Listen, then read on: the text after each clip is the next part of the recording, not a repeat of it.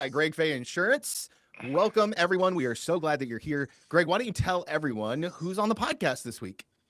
Mr. Dalton Dodd. And if you are a golfer like both Tony and I are, you probably heard his name because locally he has made a couple splashes, and there may be some bigger splashes in the future. But if you're in Xenia, you've probably been to Jasper Hills Golf Club. And if you are down south near where we are, Sugar Valley Country Club is a stop that a lot of people like to get invited to by their members. But Dalton, we're super excited to have you on today. Greg, Tony, thanks for having me. I'm excited to see how this goes. You know, one of the things that I always love to start with is kind of how people make these dynamic pivots in their career.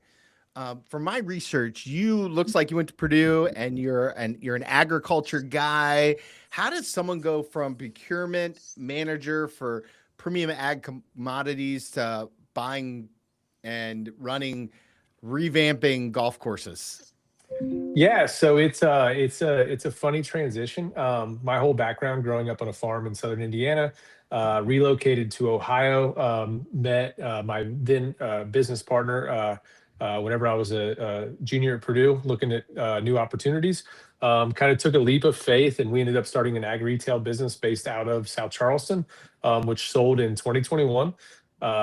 During COVID, my wife and I had built a house on the abandoned Sebastian Hills Golf Club, which closed in 2017. Took a leap of faith and was able to purchase that property after we sold our retail fertilizer and chemical business, which was certainly a new venture for us, something we'd never been a part of. One of the greatest things that I come back to is really investing into our community and seeing that golf club had gone downhill, had been closed, kind of an eyesore in the local community. What a great rally cap story, if you will, to bring back. So one of the biggest pieces with bringing that club back was also to try and enrich the restaurant industry for locals, having another place to go. We always frequented a great restaurant in Xenia called Nick's. If you guys have ever been there, Love Nick's. Best wings in the Miami Valley. Absolutely. We've always had great times going to Nick's, and we wish that there was more Nick's around. So kind of the bread and butter behind my wife's baby and Jasper Kitchen and Bar was how do we create more great Nick's-like experiences? And we felt that those went hand in hand with what I felt were some of the greatest golf experiences as a consumer of golf and a player of golf, to be able to marry those two together. So being that we had just recently sold a business, being that we had just built a house on an abandoned golf club, we had the means, and we're willing to take on the risk to jump into this new venture. And oh, by the way, corn is a grass crop. Corn is one of the crops that we fertilized, sold chemistry to. So they have a lot of overlapping dynamics between the two. So felt that between our experiences from a personnel management aspect, background in agronomy, we felt like it was a risk we could take and jump into. Well, I tell you, you certainly made a splash, and I did realize I'm overusing that word right there, but I can't think of a better one. I was out to Jasper Hills, a good friend of mine were, and the one thing that we noticed is that you were visible, and all of the things that you were doing were visible. And we hear a lot of business owners come on here and they talk about, Tony will ask the question, what's the face that you put forward in the community? What face do you want the community to see, no matter what your business is? I know Nick Bowman with Warped Wing has really done a good job, but you've done a fantastic job. When was that decision made that you were going to do that, or was that just something organically that you decided it was just natural? I think overall it was just natural. Through our 10 or so years operating Precision Partners out of South Charleston, the fertilizer and chemical business that we had, I had a great relationship with my business partner, Brian Thompson, working out of there. And one of the things that we both prided ourselves on was we're never too proud to drive the semi truck, to sit in the banker meeting and also grab the scoop shovel. And I think that really related well to how we interact with our team members at both clubs. And just being able to jump in and do any job at any point in time. And I think that being present and having new team members that maybe haven't been a part of the founding fathers or founding mothers to each of the businesses, it's important that they see that, hey, the owner doesn't have a problem busting the table, doesn't have a problem parking carts, wiping them down. I think that it's very important that every team member is willing to pick up the scoop shovel per se at any point in time. I love that idea of ownership and getting everyone involved at the lowest common denominator.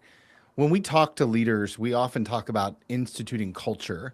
How do you get that culture all the way down to the lowest common denominator? Obviously, your direct reports are going to have them, but what about that next person, that cart kid that's going to come in on the weekend and spray down the carts for you? How do you get them to believe that picking up that piece of trash or picking up that shovel is also part of their job?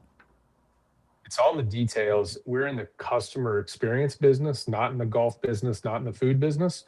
And at the end of the day, we need each one of our team members to believe that every patron that comes on property, our goal is to give them a great experience. Whether you're the bus boy, whether you're wiping down carts in the cart barn, or you're greeting people in the pro shop, everybody has their job to play. And I think it's important that you wake up in the morning and you're ready to dominate whenever you go to town. I tell you, you use some of the same terminology that Dan Appolito does, the owner of Archer's and their family of restaurants. And it's so Got to funny. give Dan a shout out on his wings as well. Very good. Very good Yeah. wings. Yeah, that's Well, for real. it's so funny because Tony and I are now in our 30-ish, heading toward 40th podcast. And the common thread that we can weave together with all of these podcasts are the things that the local business owners say. And I always want to encourage my audience. We certainly want to promote the business that you have poured so much enthusiasm and so much of your life investment in. But I want entrepreneurs to also hear the things that you have done that have led to your success, and I believe will continue to lead to your success. What are the constant? I love Tony's question about culture. What are some of the things related to culture? Dan with Archers gives all of his employees the ability to solve the problem. Surely you do something similar to that, listening to you talk. What are some things that are unique that you do, that you feel like you do in your industry, that really make people do a double take and go, whoa? I think that emphasizing a culture that breeds on detail, that breeds on customer experience, and then letting our team members know that we're in the trenches right there with them. We have routine calls each week with our leadership team, whether it is our golf course superintendents, our golf pro shop attendants, our leaders on the event side of things. I think that it's just important to be connected overall. And I think that Melissa and I, my wife, who heads up a lot of the food and beverage and events from a general management aspect, I think that we're very involved, very connected with our employees. And I think it's important to understand at the end of the day, this is a job to them. It to us is a business that we're very entrenched with. But at the end of the day, it's a job. Our team members have families, they have other priorities, and they have other aspirations. And having full circle recognition of what they want to do in life is something that we also have to make sure we enrich with them along the way. One of the things that I appreciate about your attention to detail is also your transparency. I was recently chatting with one of my friends who's a member at Sugar Valley, and they were talking about how open you are with the financials, which is not something very common. You know, in the world that you're in now, you've got this kind of membership base that you're also kind of bringing along. What have you learned about transparency, being clear, being kind with not just new members, but also kind of the existing regime that for many of them have been there for a long time? There's a long-standing stereotype that golf courses don't make money. Golf courses lose money, they close. Restaurants are very rarely sustainable. And I think that being upfront and transparent with our members, they're like, hey, things are going well. I appreciate all your support, and I need it to keep coming. I need you to help us continue to drive this mission of this new place, Sugar Valley. We want it to be a hub of business networking opportunities, young family networking opportunities, and places that friends can come gather, whether we're on the golf course or in the clubhouse.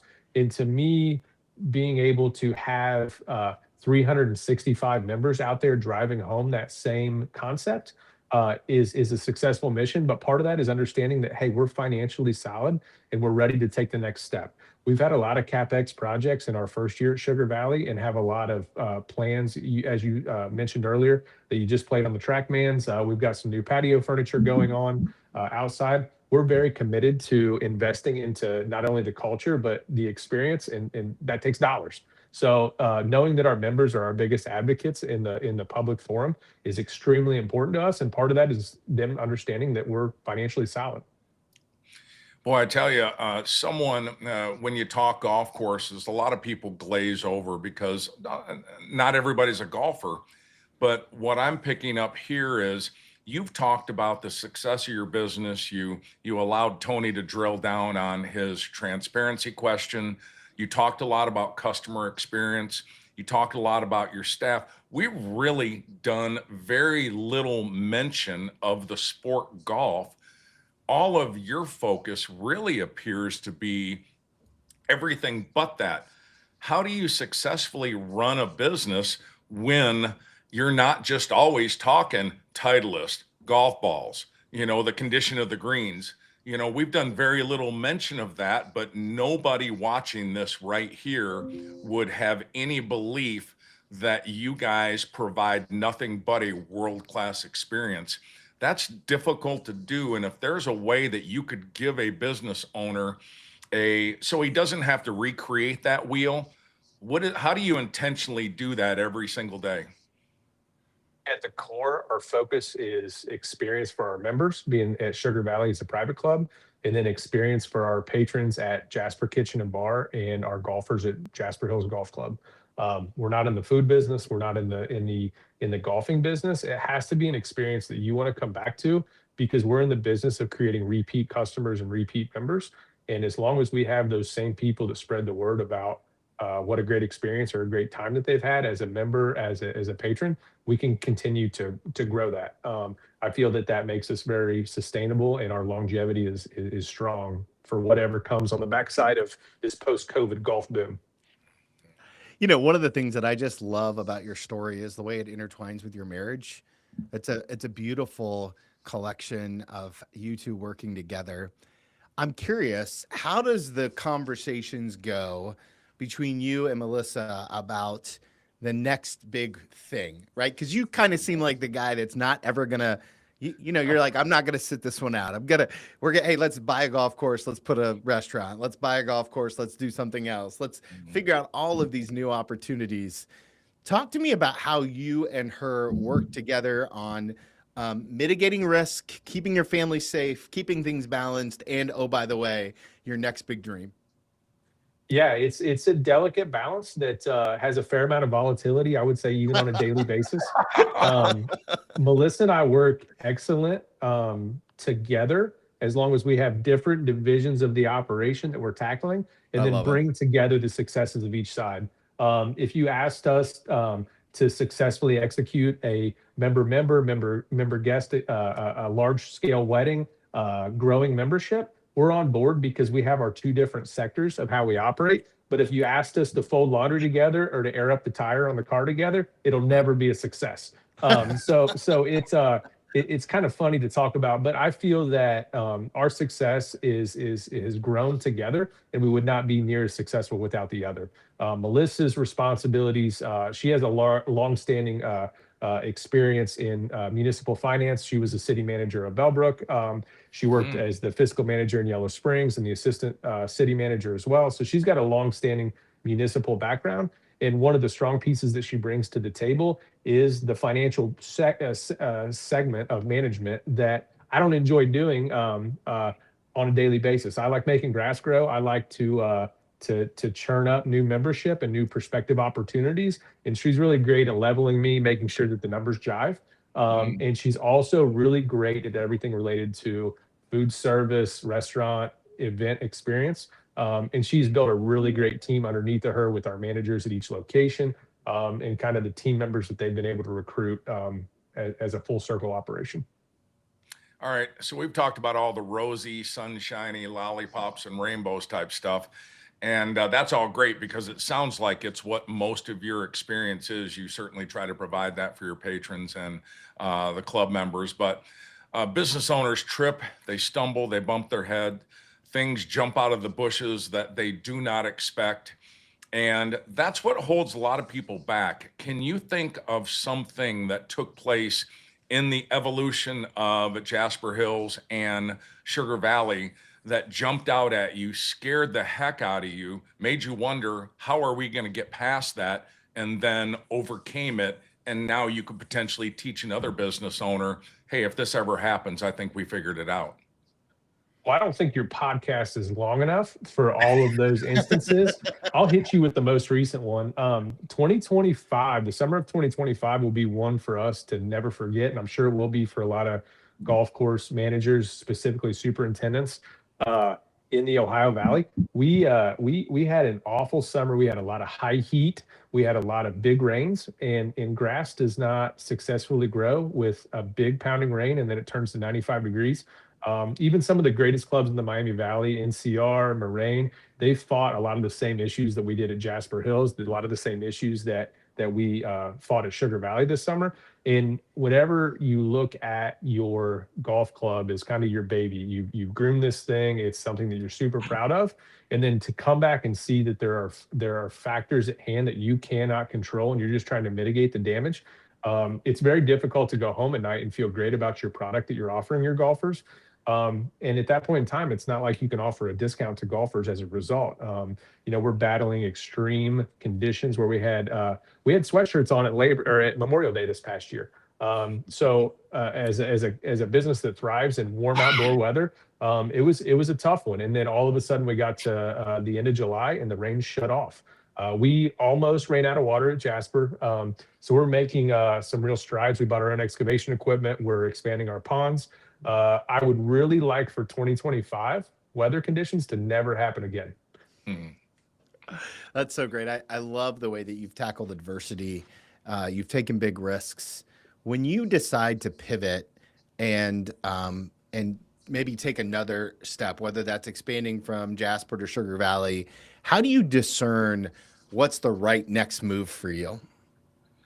I think that it has to make sense. In every business transaction, everyone has to win. And it feels really great whenever you step into an acquisition opportunity and the other side really wants you to come over to their side. So to me, it has to make sense for both sides. Everybody has to win. We're on the cusp of another acquisition opportunity that really excites us. And the members at this new club, we feel are very warm, very welcoming, and want to see this new club stay a club long term. Can we break the news here in real time? Can we do it or no? Yeah, I think it's fine. So we've entered into a 2-year lease to purchase agreement with Pickwick Country Club, a club with about 200 members, the oldest Donald Ross course in the Miami Valley. Has a lot of rich history behind it. And we're excited to be able to offer their members, our members at Sugar Valley, a lot of reciprocal opportunities. We're excited to bring some new energy, some new culture, and hopefully be the second club in the Miami Valley to have 36 holes kind of under one umbrella that each membership can play the other course. Holy smokes. That's awesome. Wow. Congratulations, man. That's incredible news. Yeah, I tell you, you use the term win-win.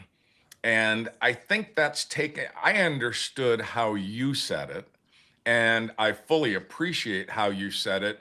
It's probably the reason that this Pickwick deal is going down. You led that conversation with it had to be win-win for both sides. If it's not win-win for both sides, then it doesn't work, and it's going to make for a complicated transaction. Business owners don't oftentimes think that right there. They think, I need the win. And they don't have enough of a 10,000-foot view to see the wisdom in the win-win. I just wanted to point that out right there. That is so cool that you look at things that way, and it just leads me to believe that your future is bright. I want you to take this opportunity right here to plug both locations, sing the praises of both locations and food and drink and facility. forget about the business owner for a minute, for the potential patron or club member that is out there and wants to consider visiting one of your establishments, take the time to sing your praises. Here's a commercial right now. Dalton Dodd. Absolutely. Jasper Hills Golf Club. It's our home. It's our bread and butter. My wife and I live on the course. A lot of great neighbors helped us bring that place back. It's always going to have a special place in our heart. Jasper Hills Golf Club is a place that you can go play highly competitive golf, but you can also rip a six pack, have a great time with your buddies, and it can be a very social experience. And follow it up with some great craft beer, some great burgers, great brick oven pizzas after the round's over at Jasper Kitchen and Bar with a really lively staff, very social experience. And then you can transition to Sugar Valley Golf Club for those golfers that are serious about their game, that want to make sure that they can lock down a sub 4 hour round, especially on a weekend. Sugar Valley is your place to be. I think Sugar Valley offers a lot of opportunities for both golfers and non-golfers to be able to network with local professionals, local community leaders, other families in the area, and offers a really great experience outside of just golf. Tony, Pickle Country Club. Can I go out of turn, Tony, real quick? I want to ask you one question. Sure, go ahead. Every golfer that has golfed Jasper Hills, and I can think of other holes like this, there's certain holes on a golf course, and I'm speaking of number 10 on Jasper Hills. There's certain holes that a lot of people scratch their head and say, why in the world is this par 4 only cart path only? It seems like there's always a bottleneck there. And I'm thinking of it, right? It's number 10, right? Number 10, yeah, 100%. We get that question a lot. Normally it's asked a little bit more hastily than how you just asked the question. Well, I think a pipestone number 2. Right. If you've ever played that pipestone number 2, at least if they haven't flipped the nines, I know that they flip the nines sometimes, but pipestone number 2 is the exact same thing. But yeah, and I'm just curious.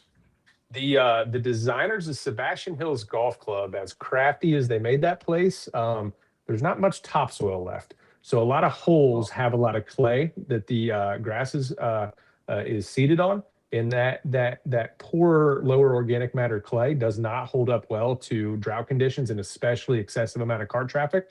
So actually hole 10, about 2 days a week, we do open it up. I'm guessing that each time you've played it, it's been on cart path only to try and make sure that grass is solid. I need some it's definitely next time, all right?